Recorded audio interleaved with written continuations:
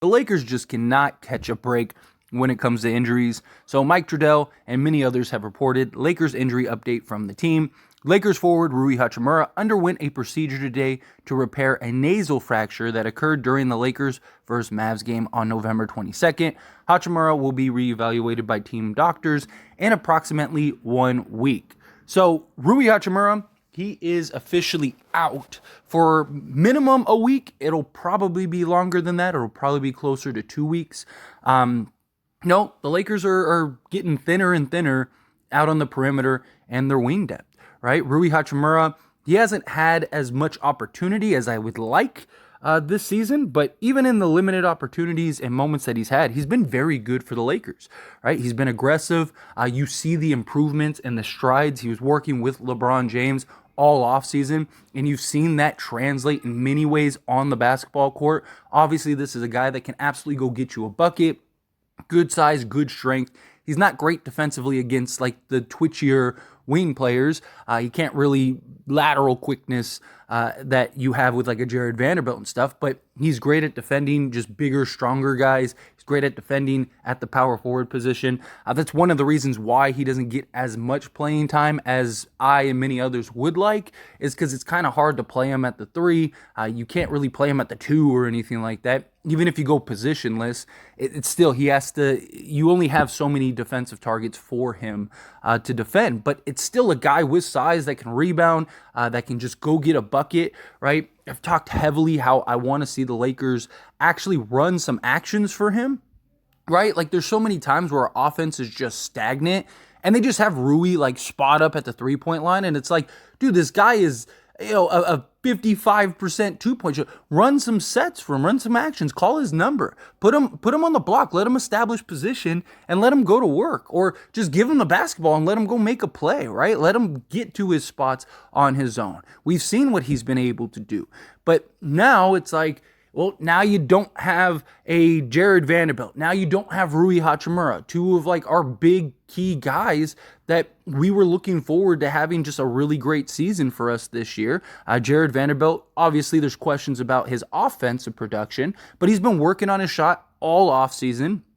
The 1 game sample size that we have, which again, it's a 1 game sample size, was the first preseason game. He was 2 of 3 from 3. If he could do that every game, then that would be beautiful. Or even 2 of 6 or something like that, 2 of 5, right? Like that would still be great. Like if he could just consistently knock down a couple threes a game. And then on top of that, just his defense and his energy and his ability to rebound are going to be huge and massive for the Lakers. Obviously, Jared Vanderbilt isn't the cure-all for this Lakers team, but he definitely helps tremendously. I mean, like look at last year. We were middle of the pack defensively. We go get Jared Vanderbilt and immediately jump to the best defensive team in the league, right? And if you have Jared Vanderbilt with the way Cam Reddish is playing defensively, obviously Anthony Davis being the best defensive player in the world, like talking about a team that can be very good defensively. We're also missing Gabe Vincent still. He's our best on-ball guard, right? Point of attack guy. Like it's tough when you don't have your defensive guys to be a really good defensive team when you're missing all of them. And now you're missing a guy in Rui who can provide some defense, again, in spots, but also give you some just offensive production at an efficient clip. And he's been one of our most consistent guys in that department, where we've seen guys like D'Lo and Reeves. Yeah, they're brilliant 1 game, and then the next 2, they're terrible.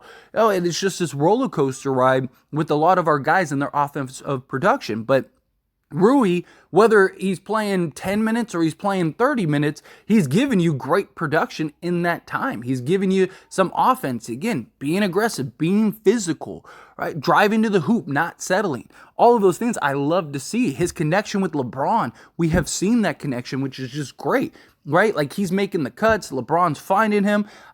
We've had some great sequences in 2-man action with Rui and LeBron. Again, a lot of that is translating to Rui and LeBron playing side by side all offseason and working hard together and just kind of building that chemistry, building that relationship. It's something that, again, is going to be missed. And Jared Vanderbilt is still likely 2 weeks away, if not more, right? Like, I'm hoping he comes back sooner, but the most recent report that we had, which I did a video on earlier today, most recent report we had was that, he hasn't even done contract drills yet. So we got to wait and see how that goes.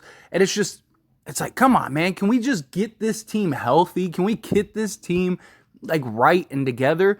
On a relative bright note, Cam Reddish, who is day-to-day currently, he re-aggravated that groin injury. Again, talked about that in the previous video I posted earlier today. It was an update on Jared Vanderbilt and Cam Reddish.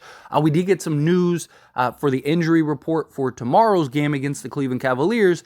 Cam Reddish is questionable, so hopefully that gets upgraded, especially with Rui being out. We could really use Cam Reddish and his size and just his defense, right? And he is a guy that has been pretty good on the offensive side for us, right? So maybe we could get him kind of in some more actions, and maybe he can go give us 15 on any given night. Like, that would be very helpful. That would be great for the Lakers. I thought originally that the Lakers would proceed with caution on Cam Reddish and not try to like rush him back and kind of like take their time and ease into it. But with Rui out, I don't know if you can do that, right? Now you could kind of supplement it, right? If you don't have those guys, play AD more at the 4. Maybe we see some Maxwell Lewis. Obviously, Christian Wood, this is a good opportunity for him to kind of step up. He's kind of been struggling. He's had some great moments. He's had some moments where he's been okay, but he hasn't consistently been great for the Lakers. And that was the guy that had the idea of like, hey, this is a guy that could put us over the top, right? 17-6 guy that could shoot 38% from 3 from a big man, play him at the 5, play him at the 4, play him at the 3 in some spots, which the Lakers have. Darvin Ham has and had some success in that regard. So my guess is that with the lack of all this wing depth, which like that was the idea, right? Like that was the strength. It was like, man, the Lakers got all these guys with all this size, right? All this versatility. You got different guys for different matchups and different lineups. You can run, positionless sets. You could do so much with so many different guys. And it's like all of them have been hurt. All of them have missed time. I mean, even like Taurean Prince missed some time. He's back, but since he's came back from injury, he just hasn't really been the same, right? He has his struggles and is not hitting shots with consistency. So we need guys to step up here. Right? That's really what it boils down to, right? Next man up. This is a good opportunity for those other guys. This is a huge opportunity for Taurean Prince, for a Jackson Hayes, because now, again, you can move AD to the 4 and play Hayes more at the 5. Give him some energy. Go 2 big man units, right? Like Christian Wood, he can play the 4, he can play the 5, right? This is a good opportunity for him without Rui to kind of not only take the minutes that he was already getting, but also taking Rui's minutes. And now maybe he gets 25 to 30 minutes a game and can really kind of be an impact player, be a guy that can come in and kind of right his game and get back to his rhythm and his flow, which would only improve and make the Lakers better. But guys got to figure this out, right? We got to come together as a team. We got to start playing with more energy and more effort. It's like we play great in the in-season games, right? But in the regular season games, it's just like it's night and day almost. And it's just like I get that there's an extra incentive. I get that there's more to those games, right? Not only does it count for the regular season, but the Lakers seem serious about trying to go and win this cup, go win this in-season tournament, which I love, right? I would love to see the Lakers win that, to show like, oh no, we're a good team, right? We're capable of getting this. And next up is Larry O'Brien. But 1, we need guys healthy, and 2, right, we need consistent energy beyond just the in-season tournament. I want to see the Lakers win that. But I also want to see the Lakers just play good, consistent basketball. Because as much as I want the cup, I want the Larry O'Brien more. I want that NBA championship more. So we're going to see. But, man, the Lakers can't catch a break. Seriously. It's like, God, all these injuries. And, like, I understand people's arguments. Every team deals with injuries. But come on. The Lakers have dealt with, like, their entire team has been cycled through, essentially. I mean, even LeBron and AD have missed games already. It's like we need to get everyone together. Like, how do we know what this team can be, what this team is capable of, how good this team can be when we can't get a stretch of games where everybody's healthy? It's hard to know.